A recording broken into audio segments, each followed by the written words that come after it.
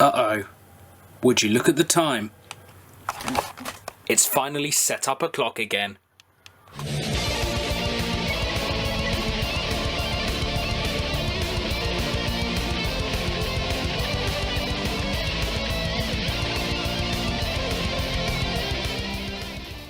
Hello ladies and gentlemen, and welcome to another video. So it has been, I think, 5 years since I did a setup video, so let's do one today. Let's start with my hi-fi. I got it in 2017, it's LG, it's amazing, and I love it. There you go, that's all there is to say about that.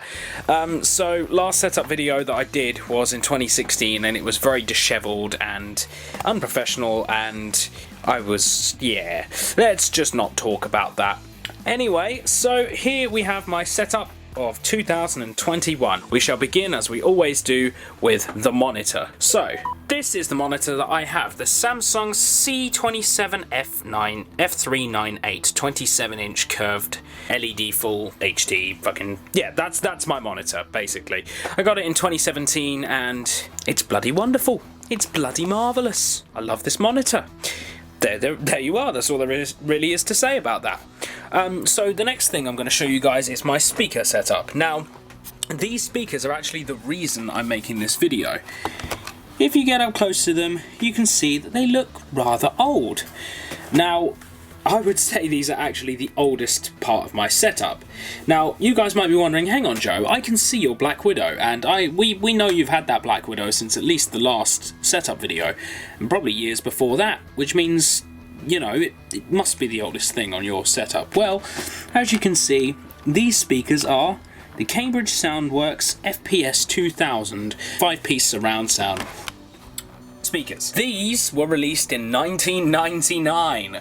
So basically, the thing that made me want to do this setup video really is that I got these today, and I got them for free. Some guy was literally just giving them away on Facebook, and I got them. He said they were too good to chuck away, so he gave them away, and yeah, they are mine, and I'm going to play them for you so you guys can just see how, you know, the reason why I would go with speakers that are 22 years old. So here is a clip of the last setup video. As you guys can see, 7th of November 2016. It was uploaded the day it was recorded. So let's just now. That's my bin, by the way. Here is my keyboard, which is the Black Widow. So you can tell they're actually quite decent speakers, especially for their age. I'll just show you guys what Man of War sounds like on them. Turn them up.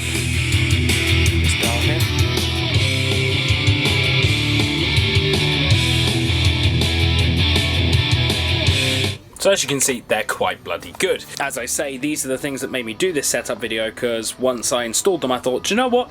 I haven't done a setup video in a while.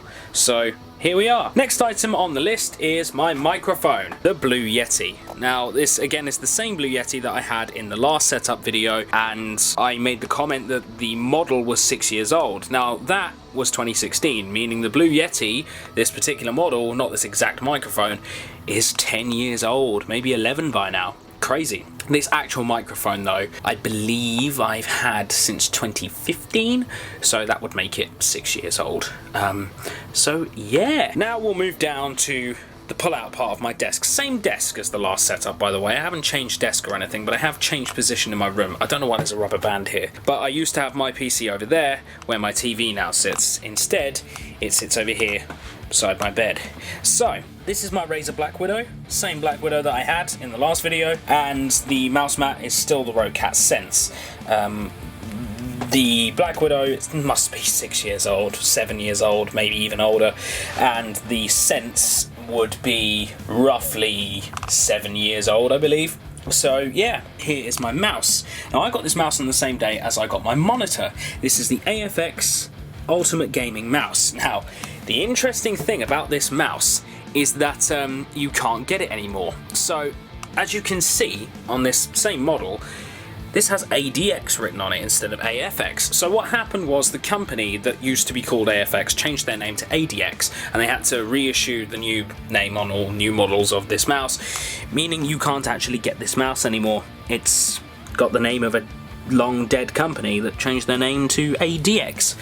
So yeah, moving on to the chair. As you guys might remember in the last video, I had, or at least you might have just seen in the old video, I had an X-Rocker Drift. That was my old gaming chair. Well, that broke long ago, and now I just have to make do with a dining chair, which is still better than the stool I had before it, so hey ho. You guys might have seen this in videos such as To Write and Upload, where I sat in it in the video. So there we are. I guess also maybe worth mentioning my coaster there, Boba Fett, and I don't know, lots of pills, like my BCAAs there, and my my vocal things, Jello Revoice. Not sponsored, but hella shout out, because they are, these are just magic. Magic. Anyway, if we get to the actual computer itself, so this is my PC. As you guys might remember, I got this very recently in, I believe, May, April, May sort of time. I had it made for me by Cyberpower UK, mega shout out, once again, not sponsored, but they are a wonderful service and their customer service is just top of the line. So, this particular case is the Masterbox MB520, which can support up to 3 case fans. Now you might be wondering, Joe, why have you only got 1 case fan? Here's the funny story. So, when I bought this PC, I forgot to select the box that for fans. Basically, I didn't order any fans when I meant to. I just completely forgot to tick the box when I placed my order. So, I had to buy the fans separately. So I went on to Amazon and bought these. They're just called Up Here, 250mm I believe. I bought them off Amazon, but unfortunately, somehow the box completely fell apart in transit from downstairs, obviously from when they were posted through the door, up to my room. And I lost 2 of the screw packets, and obviously there's supposed to be 3, 1 for each fan, so I only have enough screws to install 1 fan. I also discovered that whilst the case may be able to support 3 fans, my motherboard can only support 2.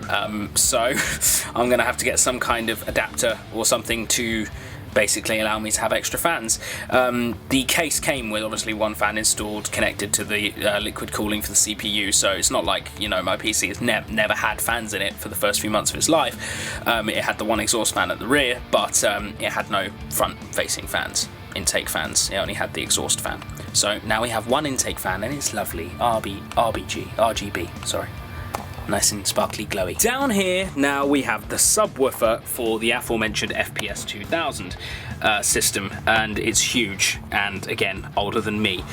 Also illustrated by the size of the mains adapter. Now back in, I assume, what was 1999, this thing, obviously that's what was required. The size, you know, that's the size of mains adapter that was required to pull this much power, I guess.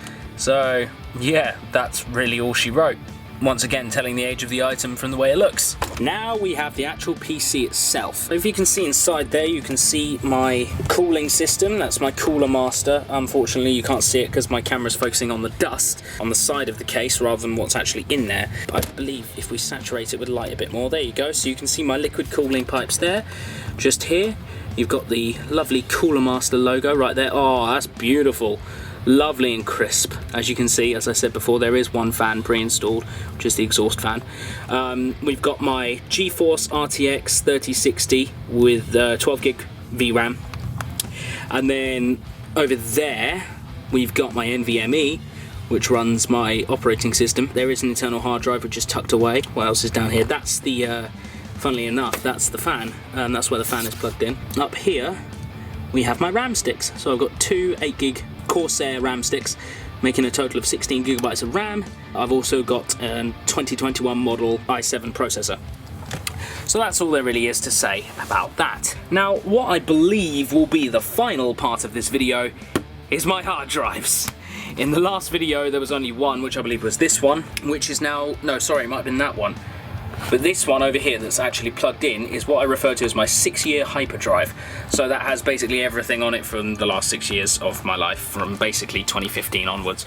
Then these 2 here also have a lot of data on them. Now, that large one there, don't know if you guys know what this particular item is, but that is a hard drive to external hard drive adaptation box, I guess you can call it. So in there, in this larger one you see here, is actually the hard drive from my old computer. It has to be plugged into the mains to run. It can be connected to my PC as an external hard drive. So rather than install it to the actual computer itself, I've got it external. There is a story behind that which I will go into some detail if you guys want me to, but it's really not fit for the purpose of this video because I will be here all night explaining the circumstances. So that is basically all she wrote for my setup. I'd like also to take a moment to appreciate the cable management inside this computer. CyberPower really know their cable management.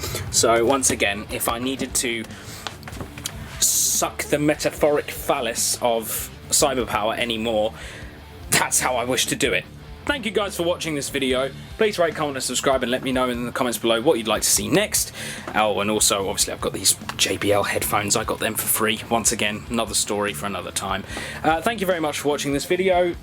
Please hit the like button, share this if you have any friends you just want to see my setup, and let me know in the comments below what you want to see next time.